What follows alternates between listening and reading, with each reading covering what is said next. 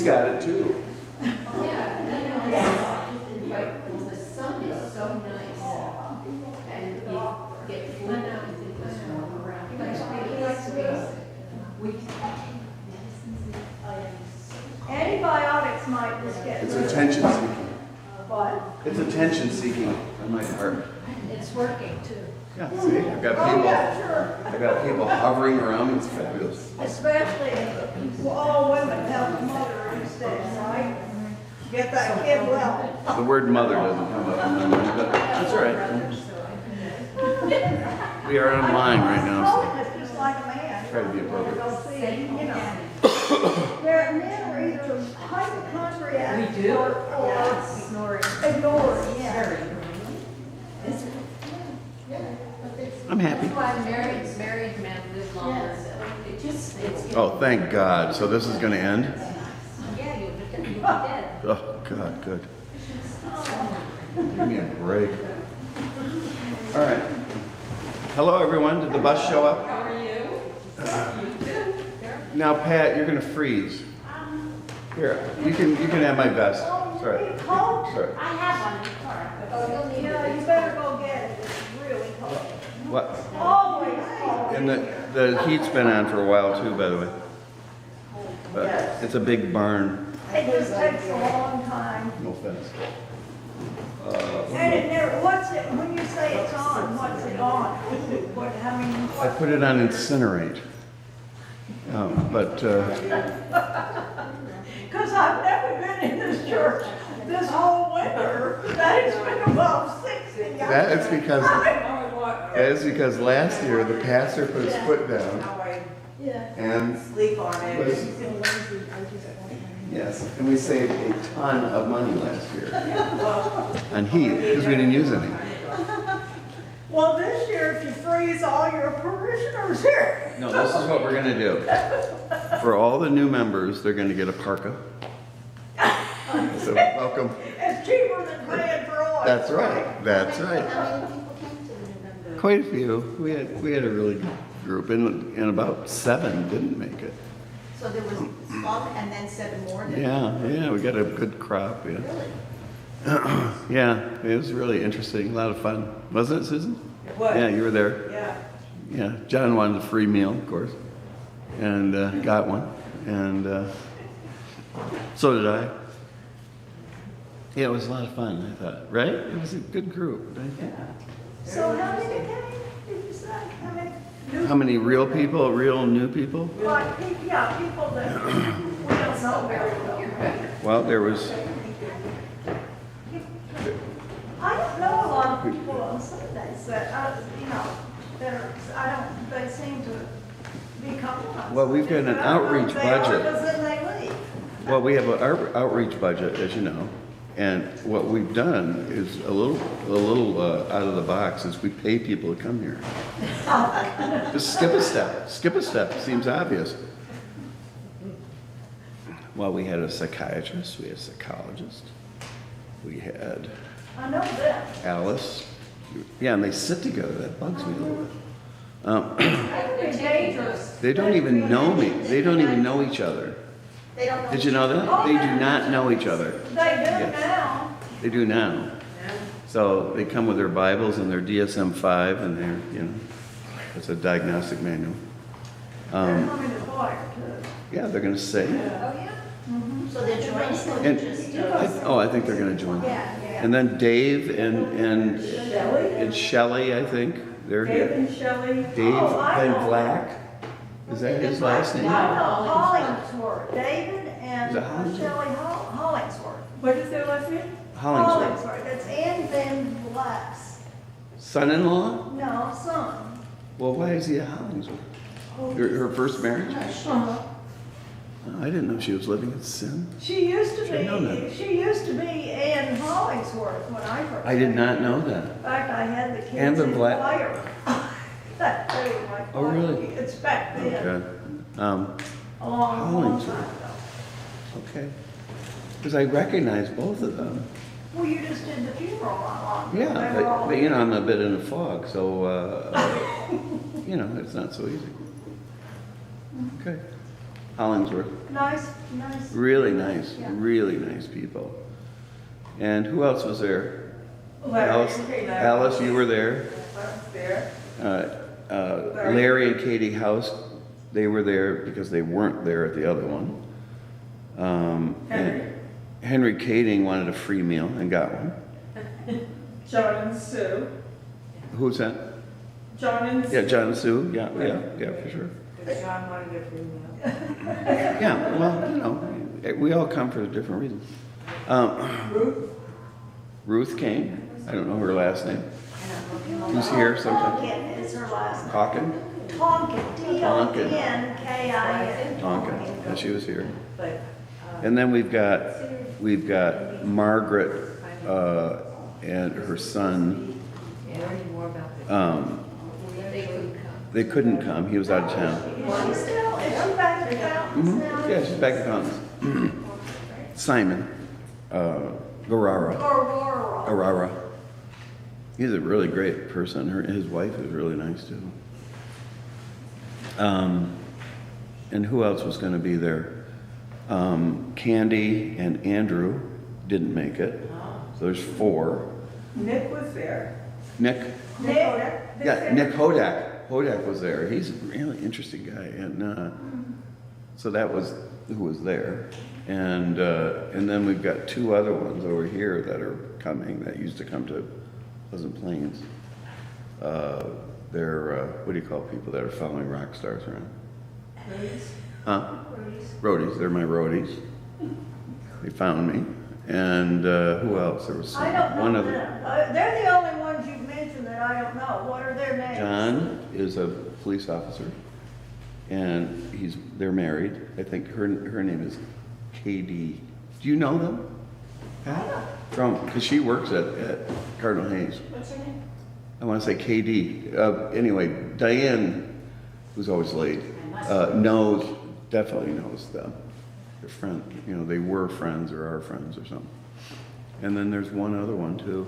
I can't remember. There's a man who sits over here that I don't know where. That's Simon Guerrara. Who is he?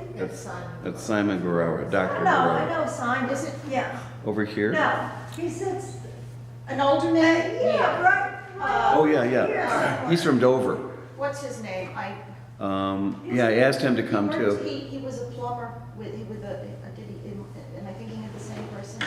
He worked for a well company, Beal Well Company. I don't Short. know. Yeah, he's short. Older man. Yeah, I spoke to him He told too, me his and- name and I can't remember it. Yeah, he was part of the Dover Methodist Church. Chuck. Huh? Chuck. Chuck. How do you Yeah, know somebody did call him Chuck. Yeah, I heard Kristen mention that to a man. Well, yes, he sits behind Reed's Yeah. here, so she would know, Kristen. So there's another one. You know, we've got a lot He's of, the one I didn't know the Are name. these He's churches Yeah. in the back. huh? I think I So knew all church is this. closed, that they're looking for a new church? Buckets of churches have closed. What I understood from Jim Demas is that 8 Presbyterian churches in this area have closed in the last 3 years. Wow. I'm sure that many or more Methodist churches have closed. You know, we're really lucky, you know, blessed, lucky, whatever, choose your word. But yeah, we're in such good shape compared to so many congregations are You just, are in such good shape? oh my God, we're You fantastic. mean financially? That every way, in every way, Really? compared to our neighbors who are closed. Wow. Yeah, it's like J.C. Penney and, you know, before COVID, J.C. Penney and Sears. You know, if you're a weak institution or business, you're dead. The Episcopal churches seem to be doing okay. Well, that's because of Trinity Wall Street. Yeah, yes. That's where the money is. Yeah, they feed all these churches. You know that, right? Trinity Wall Street. Well, the Catholic Church feeds their churches too, but some of them are closed around Right. here. Absolutely. One closed two or 3 years Yeah. ago. Now. Yeah, Jerry Colachico is a friend of mine, and you know he's a bishop of New York, and he's got his own parish on top of it. I get this information, you know, the seminary down in wherever, they need 40 graduates every year to fill. To keep the flow. 4 years ago, they had 4. 3 years ago, they had 4. 2 years ago, they had 0. And this past year, they had 0. Now, what about, How do you- the Protestants? How are they doing with seminary and putting out ministers? Because, Protestants have reached into psychiatric facilities. Seems to work. Seems to work all right. We focus on Tourette's. Is the diagnosis of choice. Yeah, what the Protestant churches have going for them is A, you can be married, and B, you can be second career. So there are tons and tons and tons of second most career. of them do it second career. Yes. Yeah. And women. You know, we ordain women as well. So that combo is, which is, I think, is great. If you have a classic education. If you do not have a classic education, it is not great. That's why you have to have your next person have a classic education. What do you describe as a class? Greek, Hebrew, theology, history, or sociology, psychology, you know, throw in a Bible in there. That's the wrong way to say it, isn't it? Pastoral care. That's a classic theological education for a practicing minister. You must have it or you will fail. How many years does it take to complete them? I went 9. Including- 8 is minimum. 8 in Reformed Then why Church. go to the doctor? That's right. I remind my doctor that 8 is minimum in the Reformed Church. Yeah, fortunately, it's really inexpensive, and we can all afford. That includes your undergraduate? What's that? That includes undergraduate? Yeah, I went 5 years undergraduate and 4 years in seminary. How's your seminary that you went to? I don't like it. I don't like the Reformed Church either. They've gone evangelical. That's what I thought. I can't stand it. I would never be a Reformed Church minister again, ever. No, I've absolutely had it with the Reformed Church. Doesn't mean they've gone evangelical. Well, Republican basically is what I mean by that. You can. I've got colleagues that carry a weapon into the pulpit and proud of it. They are ridiculously stupid. They don't know how to read their Bibles. They have totally. Can I answer the question honestly? Mhm. Yeah, really stupid. If you And want then the world here, we are. that's fine with me. They already know how I feel about it. The mission program of the Reformed Church was fantastic. I was so proud to be a Reformed Church minister. I think rightly so. It was a great fit for me. And the way they interpreted the scriptures, how they took very seriously the whole gambit of education. I love that. And lifelong education. They insisted on the way they did missions. We don't foist our religion on people. So we go to India, for instance, and built a first-class hospital. And there's not a single white person there now. It's gone. We're gone. We gave it to them as a gift. In the Middle East, we've been there way before oil, way before. I mean, literally on camels, doctors again. And I love that about the Reformed Church. They don't do it anymore. Not really. They don't do any of that anymore. They do some of it. It's all dying. They don't care about it. We used to be. It's a little denomination, but they were. The Reformed Church was very influential in American religious life. Very influential. Well, this church was, we had a lot of Reformed church Sure. people when this church was founded. Yeah, for sure. So the whole thing about social justice Yeah. and caring for the poor, Lots of mission it was work and- progressive, I would say. Maybe not liberal, but definitely progressive. And all that's just gone. Yeah, so I would be a UCC pastor if I had to do it again. Yale, Harvard, that kind of thing. University of Chicago. Anyway, it just changes, you know. Life changes and institutions change. I did some research on that when we were looking for a pastor before and on the different churches. And Yeah. I decided I would be a UCC. Yeah, If UCC. I had to pick a church. I think I'd be that really United fits. Church of I mean, I'm Christ. not pushing it. I am pushing it. I think Lyall is perfectly suited to be a United Church of Christ congregation. Perfectly I suited. would too. And have been for years. So it's a really good fit for you. You can be very independent as a congregation, and yet you're connected to, great institutions. So that's my 2 cents. Anyway, to answer the question. Well, that people get that confused with the Church of Christ, which is a completely Yeah, different that's not it. thing. That's not Down it. south, it's that Yes. evangelical Yeah. crazy. And I kind of consider myself an evangelical in the sense that I think it's important to have a personal relationship with God. That is central to what used to be the evangelical point of view. I totally agree with that. But it's this crazy separation, devolved, I think. It evolved into this Something not this so- mean-spirited political yuck. I mean, it's so anti-Christ, in my view. Anyway, that's that. Diane, you're late. I'm a little cranky.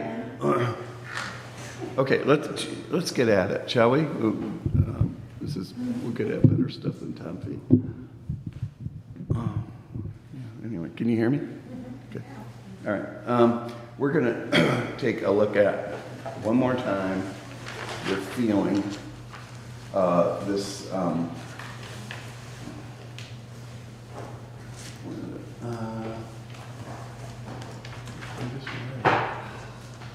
think we were up to Cain and Abel at Well, I the wanted- last week, didn't we? Yeah, we are, but I want to do one before that, and that is. Where were we before that? Let's see. Yeah, well, let me just say it simply, and we can. Okay, so we've got the Garden of Eden. Adam and Eve eat the fruit of the knowledge of good from the tree of the knowledge of good and evil. Right? We're all on board with that.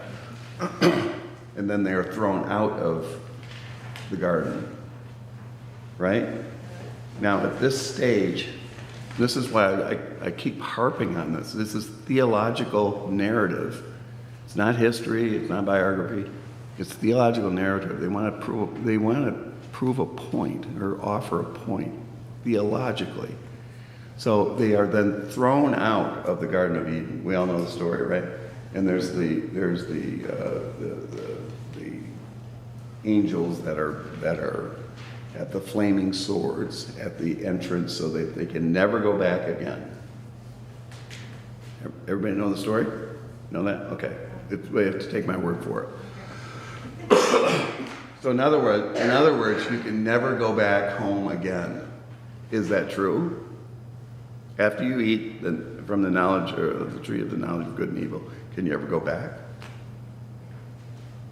Yeah, so sure. Never. Once you know, can you not know? Huh? You can't not know. Exactly. Once you see it, you can't unsee it. Once you know it, you can't unknow it. Right? Isn't that true of everyone here? Yeah. We've all been exposed to certain things about life. Once you learn it, you can't unlearn it. Unless, of course, the psychiatric hospital issue comes up again, where you try to.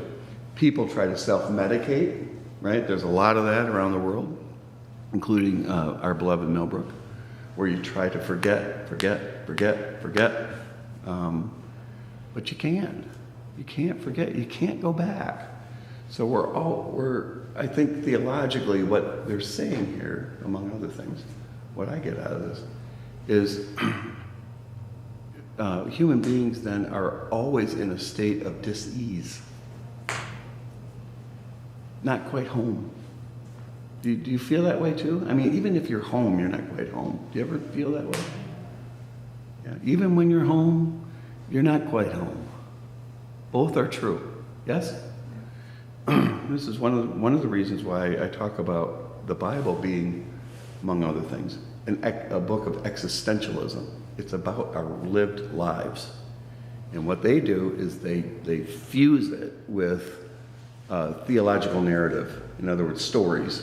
that bring up these huge existential matters. And I think it's kind of great that a holy book will say, you know, we get it. We get it, what you're going through. So you've got the fiery swords, can't go back to Egypt. You can never go back to Egypt again, or the garden again. Isn't there a pop song by, there is a song about that from, not the Moody Blues, but some, you can't return to the garden. It may come to me. Probably won't. But that's the idea. We're always in some level of dis-ease. Because we're never going to be quite home. Now, here's...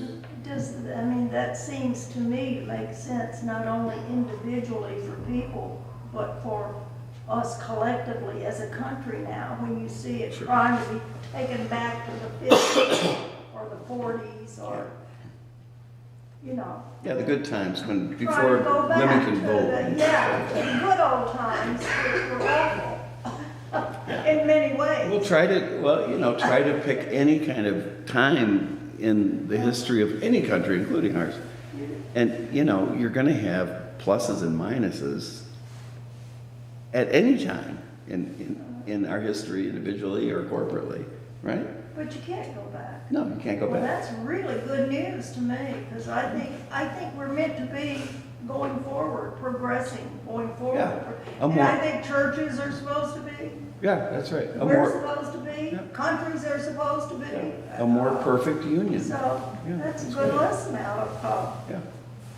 Genesis here. Yeah. Adam and Eve. Yeah, I think so too. And there's one other little bit here that happens in this particular story, and that is, where does God go?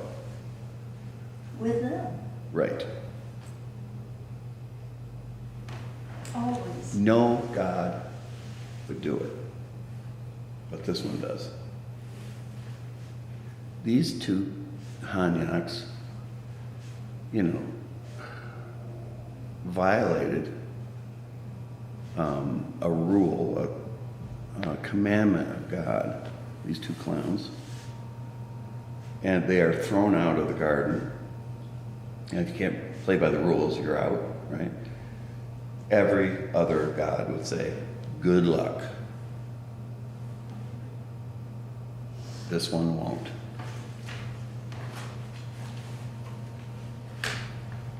So the garden is not even good enough in this sense for God. God gives up the garden in order to be with these two. Is that hot stuff or what? Yeah, it's really a radical statement about this particular God.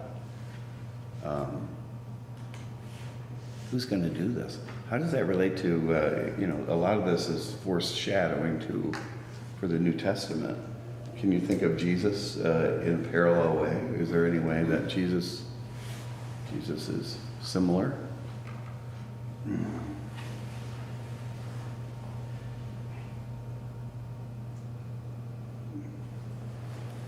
Does Jesus follow us? Does the Spirit of Christ follow us? Yeah. Yeah. And we're going to see that in bookends, right? The beginning of the Bible and the end of the Bible and all the way through, is that there is this sense over and over and over that God is near, with kind of maybe a couple of exceptions where Jesus says, my God, why hast thou forsaken me? Jesus was feeling like God is not near. But, and other times too, right? But throughout the Bible, there's... He promises that he'll be there. Yeah. To the end of the age. Yeah. I will be with you to the end of the age. I think there's signs every now and again that he is with you. Yeah, like what? Say more. I don't know, just circumstances that you just wouldn't expect, but it pops up and appears to comfort you or to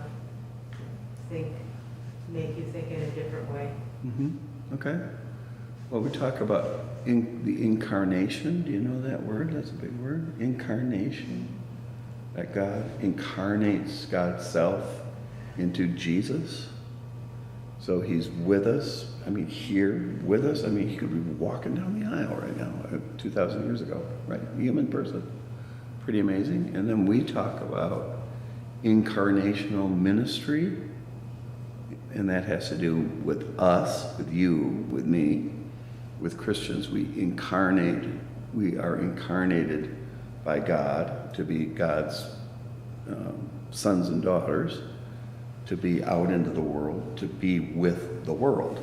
We are incarnated as well. Have you heard that one? Incarnational ministry. In other words, show up. Show up.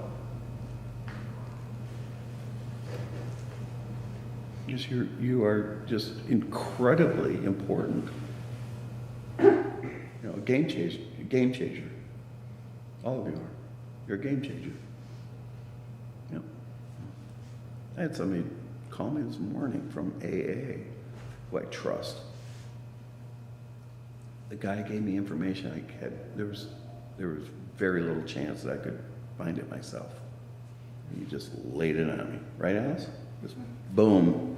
And what you don't know, Alice, is that his brother just died last night. And he still is there for me. He was there for, that's what I'm getting at. He was there for me, giving me information that I would have great difficulty finding my own, with his brother just died. No, that's incarnational ministry. One example. So, your presence, I'm not talking about you, Diane, by the way. Your presence is incredibly important. Makes a huge difference. And hasn't it made a big difference for you? People that have showed up for you. Just their person just makes a big difference. Okay, so that's the garden. Shall we move forward? All right. So we're going to take a look at Genesis. I get my pages sort of mixed up. Yeah, Cain and Abel. All right. So would someone read 4, 1-16? Let's just read this thing. Okay, thanks, Karen. Look, there are those who seem blessed from birth. How about, Karen, can you read the passage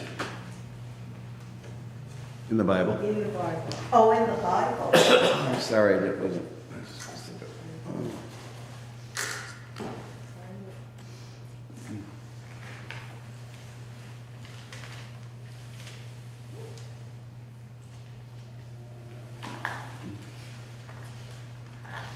Catholics are all excited about reading the Bible in the church. Fabulous, right? If you're doing something wrong. Cain murders Abel.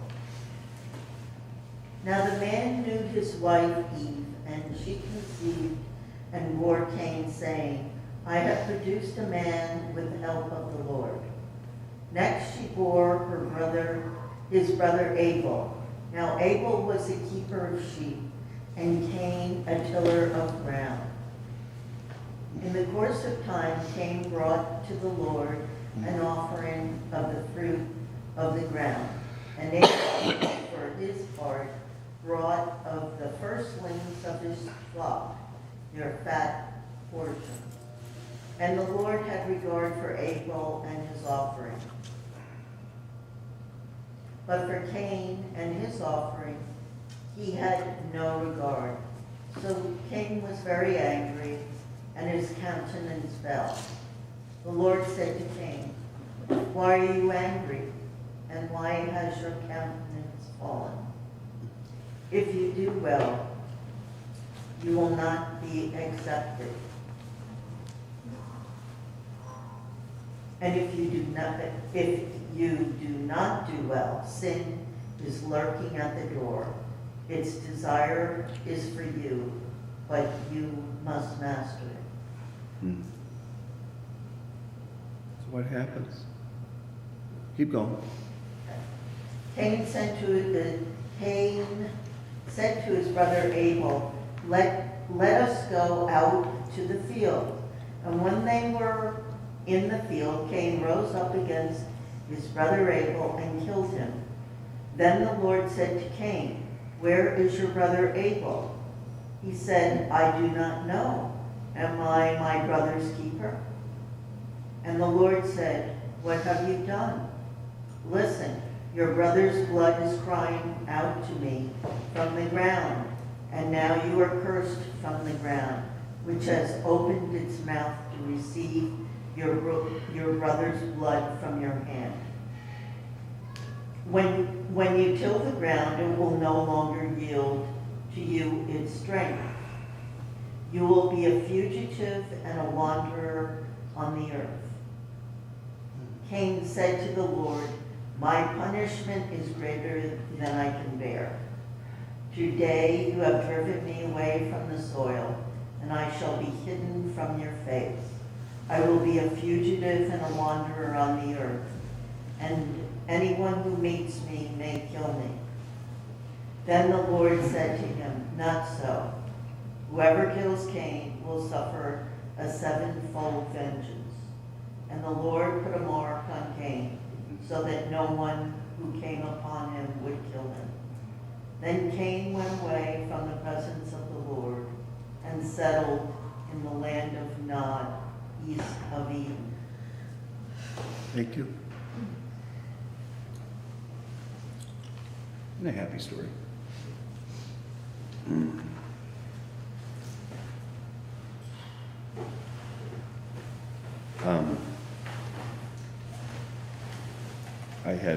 I had 3 brothers.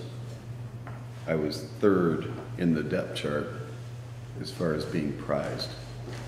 I was comfortable there. I liked it. My brother Steve was the star. My brother Mark was a star. And little Tommy Feet was number 3. My brother Jim was a pain in the neck, was number 4. And you knew that. Oh yeah, yeah. I was happy with that. I was happy there. And that's the sweet spot. Mm-hmm. How about you?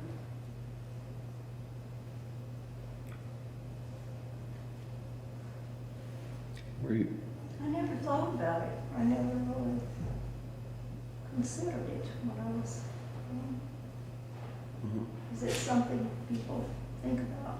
Well, when Maybe your mother my calls you, children considered it, I don't know. well, you should ask them. But sometimes they'll act like. Well, if your mother calls you Tim, it's an indication that she might not be all that focused on. Or Corky, that was our dog. Corky, get over here. Mom, it's Tom. It's Tom. Anyway, I love my mother, but you can't derive your self-esteem from certain people. It has to come from something else. But what about zip codes? If you're born in a certain zip code,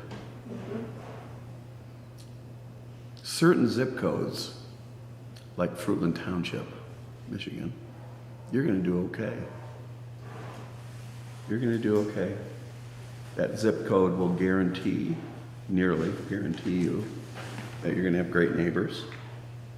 You're going to have a really supportive high school and school system. You're never going to think about safety, your physical safety in Fruitland Township. You're going to have plenty of fun and recreation. It's going to be a very lavish childhood, opportunity-wise. It's a great zip code to be born into, for which you did nothing. There are other zip codes where you're born into That would be the total opposite of that. You're pretty much guaranteed you're going to be raised by a single parent or grandparents. You're going to go to a lousy school. You are going to deal with violence on a day-to-day basis. You are not going to ever be prized by anyone, neighbors, probably. And you will not have work. You will not have any prospects for furthering your education, or very few prospects. And you're likely to be dead after time, or shot, or stabbed, or on, drugs. I lived in a community like that in Grand Rapids. Shootings, rapings, brick through my window, hit me in the face for no apparent reason. Really violent place to live. Crack everywhere. Some people get favored treatment and others don't for no apparent reason. Does the story tell us why God has preferential treatment for Cain? It's just, how do you feel about that? It's not fair. Teaching us about the real world that we live in still. Right. There again, this is a book that talks about our existential realities. What's that? Object lessons. And it's affirming in the sense that we get it, we see you. We know that life is capricious. And it even seems like God is involved. Do you know people who have been born with a silver spoon in their mouth, other than Diane?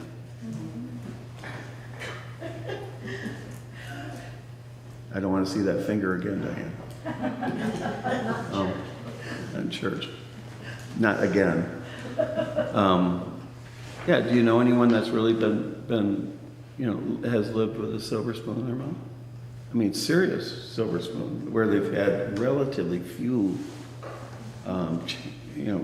challenges or difficulties, or I'm not saying, I don't know if it's possible to have none, but how have you regarded people like that? What are they like?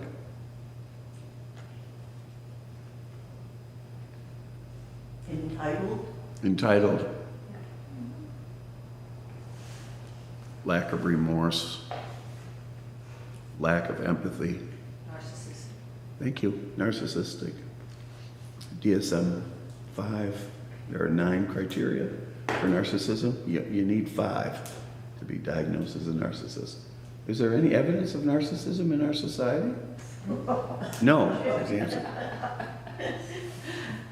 Some people have said, some sociologists have said, we have become a narcissistic culture, which I think is kind of interesting. I don't know if that's true or not. And you can certainly find plenty of examples where it's not. Say it again, sorry. It's a pretty broad brush. It's a broad brush. But that's something to think about. Narcissism, how interesting of a life are you going to have if you're all of those things? It's a good question. Well, in this story, you wind up dead. And again, Cain has to go east of Eden. Right? He's shunned. And what happens to him? He complains. He's talking about self-preservation. What's going to happen to me? Everybody's going to find out. Interesting too that these two are the first 2 people born, Cain and Abel. But when he leaves, he's afraid of the neighbors. I don't know how they got born.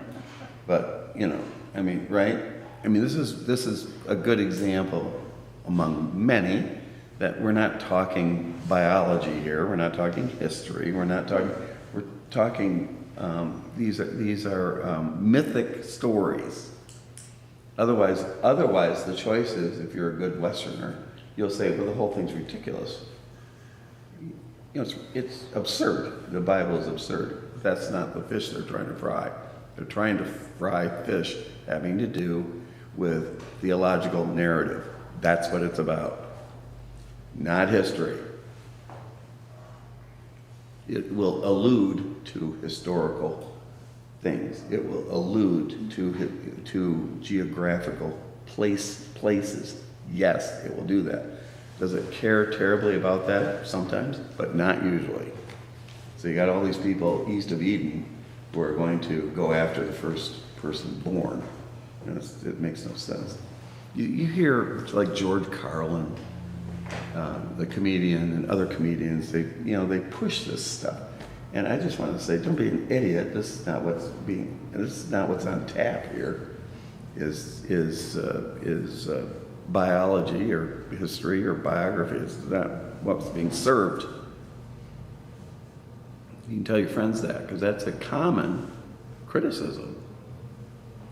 I would say, very common criticism.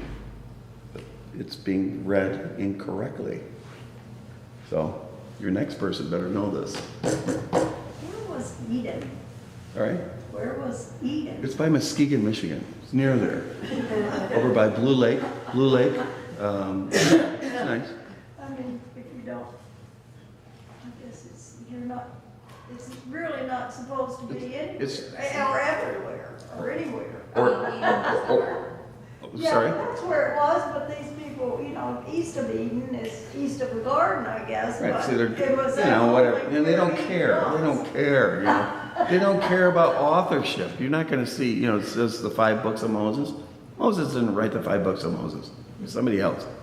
But that's tradition, so they plunk that on there. They don't care about authorship. They just don't. The Gospels are like that too. Matthew, Mark, Luke, and John. Probably none of them wrote those Gospels. They didn't. Maybe their disciples of them did, maybe. But, they don't care. The story is important, not the author. And that's also the reverse for us, right? You go to a bookstore, you're looking for names, the authors, right? And oh, by the way, they wrote a new book, and here it's in that size print. It's a big deal for us. Again, narcissism or ego, if you want. That's another indicator that, okay, the author's more important than the story. I hope not. But we see it over and over and over, right? And your favorite authors probably didn't write the book to begin with. They have a team of writers that work. A lot of them do. Okay, so here again, theology. Cain complains to God about his situation, right? They're going to kill me. What does God do about it? Makes a mark on him and says they won't be able, you're not going to kill you. That's right. You are a murderer, and we're going to protect you. You've murdered your own brother, and we are going to protect you. You will not be alone. Hear the theology? It's ringing the changes now, ringing the changes. But it says that he went away from the presence of the Lord. Right, that's what it's going to cost you. Not the protection of the Lord, but the presence of the Lord. If you kill someone, does that remove you from the presence of the Lord?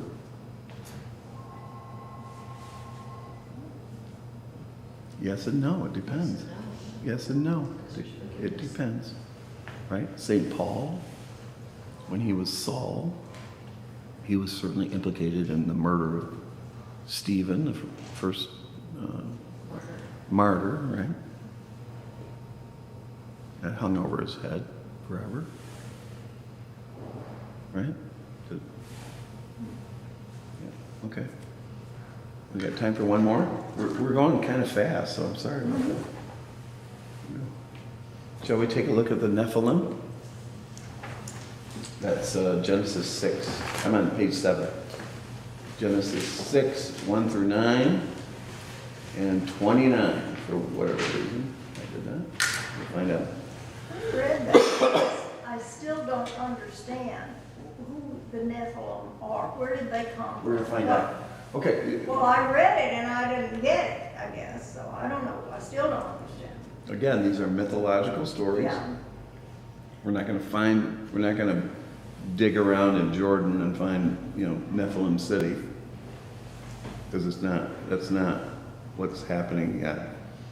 These are mythological stories telling a universal story about all persons. It takes a while to get our heads around this one. Yeah, I can't get my head around Yeah, it. it's because you're a Westerner. You're a Westerner. That's the water you swim in. Yeah, it's hard to do. Starting with chapter 12, that's when we start to see more historical matter, stories that move away from mythology to theological history. That's Abraham and Sarah. That's the beginning of that. But until then, we're dealing with mythology. Okay? Somebody want to read 6, 1 through 9? Let's see what's going on with the Kardashians. When people began to multiply on the face of the earth, and daughters were born to them, the sons of God saw that they were fair, and they took wives for themselves of all that they chose. Then the Lord said, My spirit shall not abide in mortals forever, for they are flesh. Their days shall be 120 years. The Nephilim were on the earth in those days, and also afterward, when the sons of God went into the daughters of humans, who bore children to them. These were the heroes that were of old warriors of renown. The Lord saw that the wickedness of humankind was great in the earth, and that every inclination of the thoughts of their hearts was only evil continually. And the Lord was sorry that he had made humankind on the earth, and it grieved him to his heart. So the Lord said, I will blot out from the earth the human beings I have created, people together with birds and creeping things and birds of the with animals and creeping things and birds of the air. For I'm sorry that I have made them. But Noah found favor in the sight of the Lord. Okay, that's good. Thank you. Perfect. Okay. What this story comes just before the story of Noah. Keep that in mind. God is so infuriated by this situation. He's going to blot out humanity from the face of the earth. Why? What's happening that is so serious that God would have that reaction? Let's find out. Okay, the Nephilim. They're different than human beings, right? Now, are they supposed to be God's sons? Is that it was? They are God's God-like. son? They are God-like, yes, on the earth. They're Warriors of So renown. God's warriors of sons. renown. They are celebrities. Bigger than life people. Do you know anybody who's bigger than life? A celebrity? Do you know any celebrities? Some of them think they are. I know some of them who think they're bigger than life, but I know one that they're not. I know Yeah, one they that had 51 million votes. Uh-huh. I know one celebrity, right? He was on Who TV. thinks he's greater than God? Well, yeah, of course. The Nephilim are celebrities of renown, and they can do this. I want that chick, and she's going to come running over here. You know anybody like that? I'll take that one. Come there. Because I'm a celebrity. Do you know anyone who has been involved in significant illegal activity and they are not prosecuted? You know anyone like that? I do. Why is that? Because they're Nephilim. They're Nephilim. Above the law. Above everything. Above the law, above They're up everything, there with God, you know. right? They are children of God. They are a cut above the rest of humanity. They're up here. They're Nephilim. And they can run riot on the face of the earth.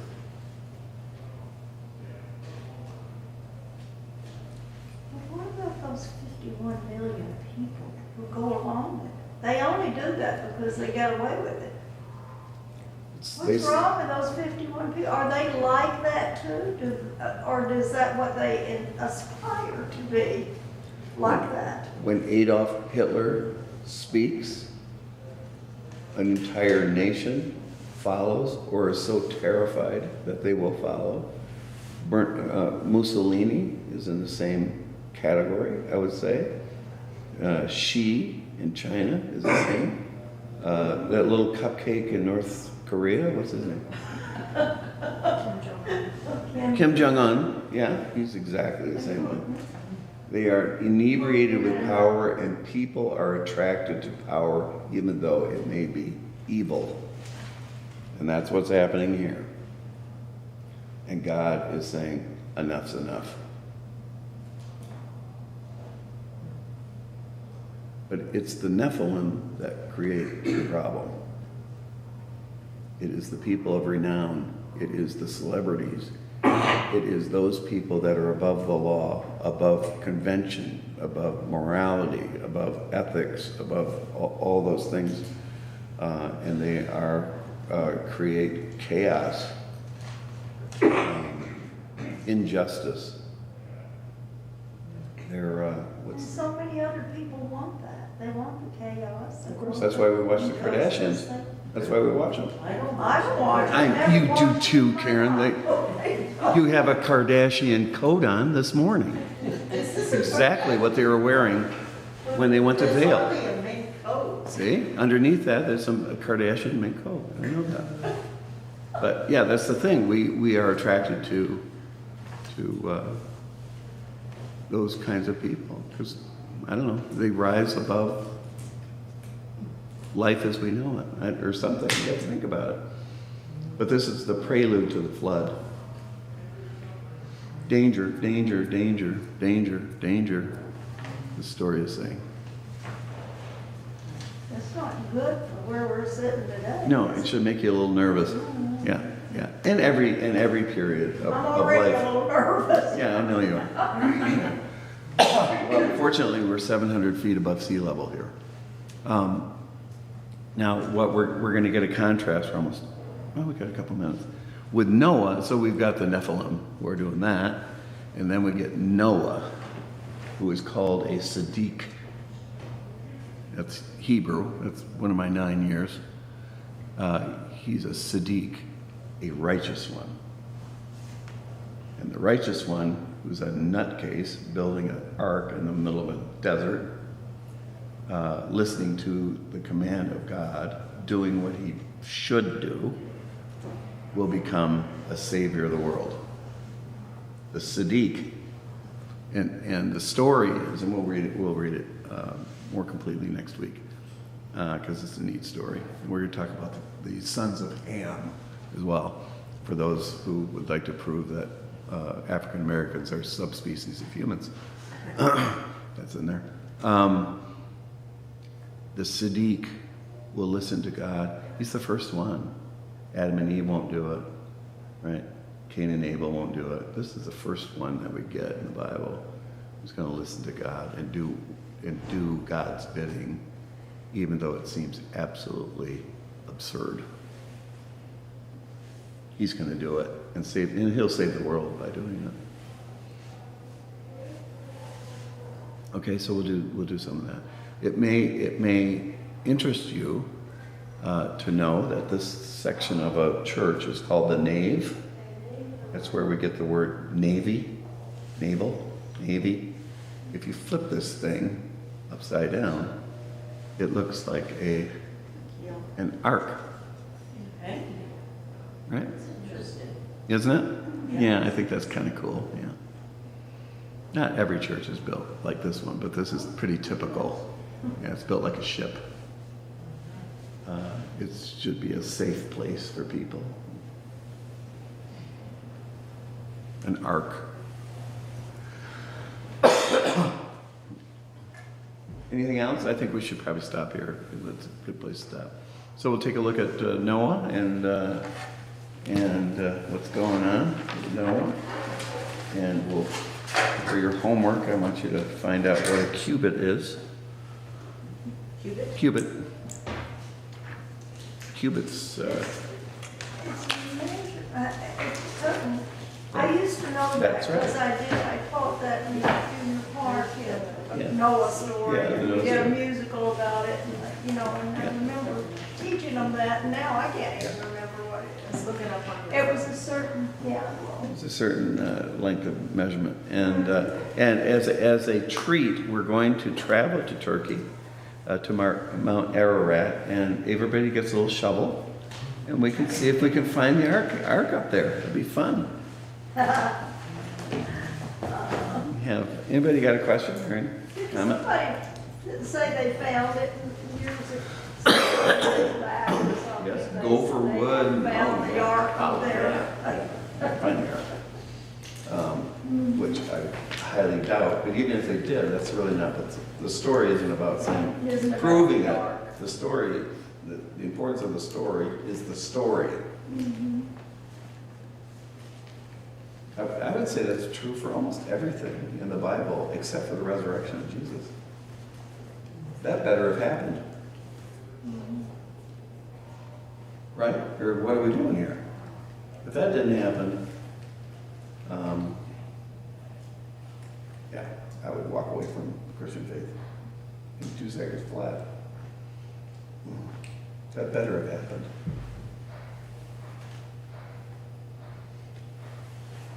Okay, okie dokie, thanks for coming. Thank you. You're welcome. You're gonna be with us long enough to finish a series of No. 50, aren't you? Yes. Get it while it's hot, guys. No, I will not finish the Lyall 50. You'll have to do that. Well, how are we gonna go on with that without you? You have, Like, just put it in a file and be done. I got things to do. That's right.